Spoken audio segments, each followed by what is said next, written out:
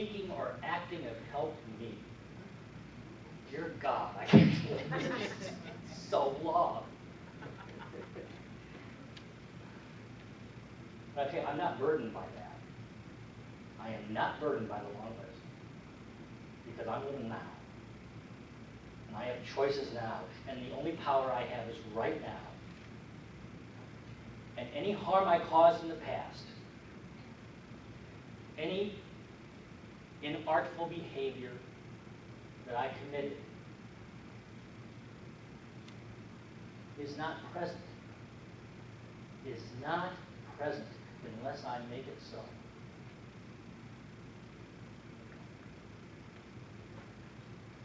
Shantideva offers us this advice, and I'd like us to read this again. It's the last quote in your bulletin.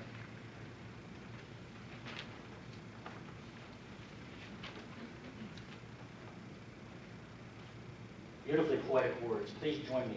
When the mind is wild with mockery and filled with pride and haughty arrogance, and when you want to show the hidden faults of others, to bring up old dissensions or to act deceitfully, and when you want to fish for praise, or criticize and spoil another's name, or use harsh language sparring for a fight, it's then like a log you should remain. It's then that like a log I should remain. Like a log.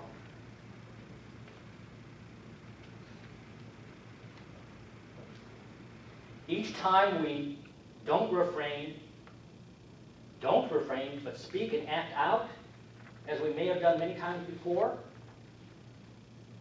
we are strengthening that pattern of behavior. We are increasing that habit.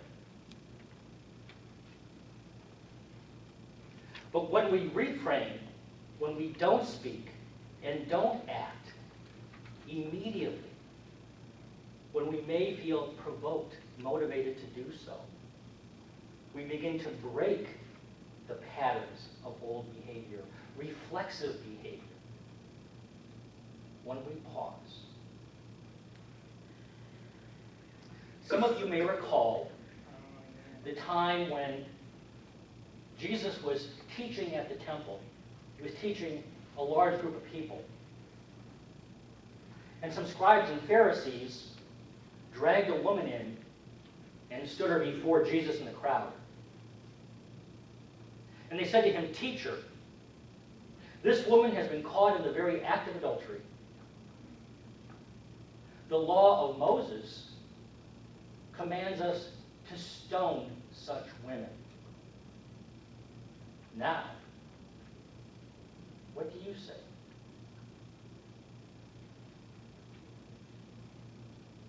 And Jesus bends down and he writes with his fingers on the ground. And they keep on asking him. And then he stands and he says, "Those of you who are without sin shall throw the first stone." And then he bends down and again writes on the ground. And one by one, the men walk away.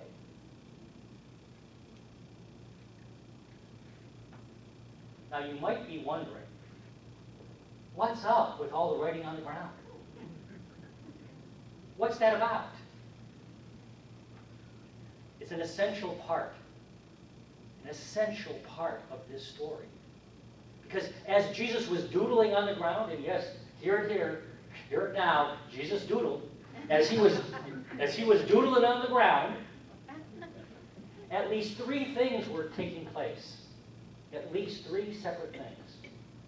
The first, he was calming himself. He was calming himself and considering his response, because his initial response could have been very caustic. Think about it. What they did is they dug a hole, put the woman in the hole, and threw stones at her head. That was the practice.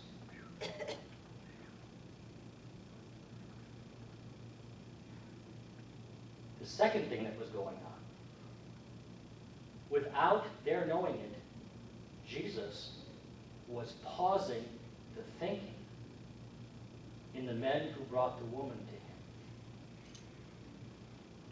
He was breaking their train of thought. Because as they stood there watching him doodle on the ground, they had to have been thinking, well, wait, what's he doing drawing on the dirt for? What's that about? That had to have occurred to them. That broke the pattern. That created an opening that wasn't there before. And thirdly, he was giving a gift to the woman. He was giving the woman time and space to consider her past actions and her future options.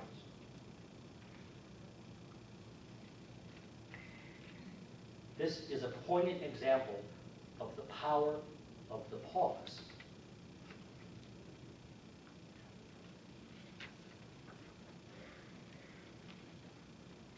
When we pause and refrain from acting reflexively, you and I get in intimate touch with the underlying uneasy feeling that motivates our unskilled behavior. You see, when we just act out, we're not in touch. We're acting, we're not feeling, we're not sensing. But when you pause, when you feel that urge, that provocation to speak out, to lash out, to defend, when you don't, then in that time and that space, you feel what that underlying feeling, that underlying emotion is all about. You can see it and touch it. You begin to understand that any self-justification is not well placed. You clearly see it for what it is. And no transformation, no elevation ever comes by way of fear, confusion, or attack. Never. Ever.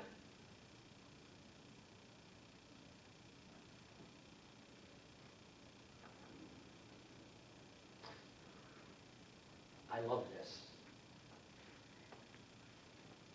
That we do get in touch with our feelings, and we can see them. We can begin to be objective about them, understand them. And as we understand something, then we can embrace it. And then we can retain it or release it. But there's something else happening. Something physiological is happening when we refrain. Research has demonstrated that every time that an individual is in such a situation where they are being provoked and yet they refrain from acting without repressing the emotion, in other words, without going to denial, new neural pathways are created in the brain. You get that? New neural pathways begin to sprout in your brain every time you refrain.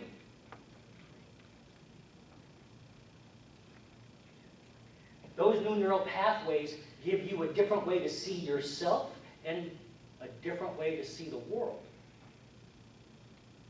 What you are doing is building up the hardwire of compassion in your brain.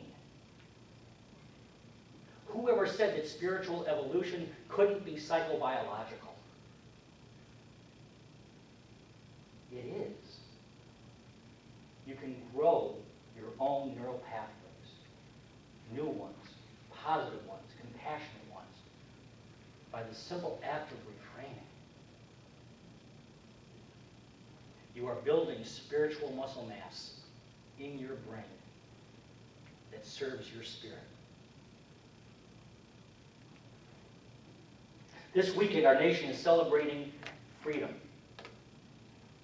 The 4th of July marks our outer political liberation, our celebration of that. What do you think, how do you think we can celebrate and mark our inner spiritual liberation? I'll give you an answer. Because I know the answer I want. And I am speaking here. When you're speaking here, you can give the answer you want. Really. Meditation. Meditation is the celebration and the mark of our inner spiritual liberation.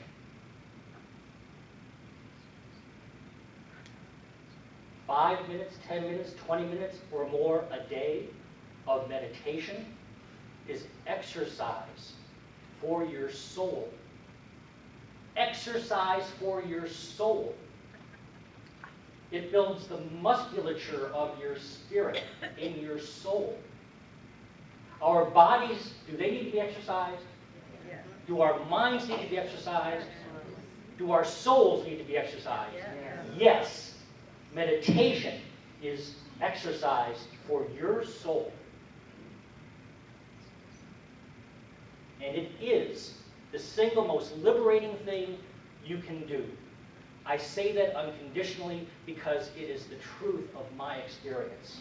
And I stand by it, on it, and in it. It is the most liberating thing you can do. Amen to that. It is so. Before we close today, I want to give you one more tool. It's a simple tool. It's an easy tool that will calm your body and your mind.